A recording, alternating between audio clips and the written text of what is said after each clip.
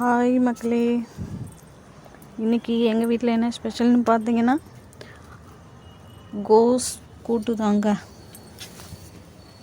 நானும் வீடியோ போடும் போதெல்லாம் ஒரு விடுகதை கேட்குறேன். ஆனால் அந்த விடுகதைக்கு யாருமே ஆன்சர் பண்ணுறதே இல்லை.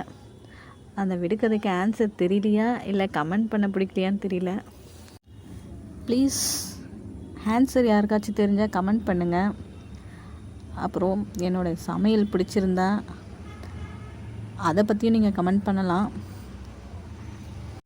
என்னோடய சமையல் சுமாராக தாங்க இருக்கும், ரொம்ப பிரமாதமாலாம் இருக்காது.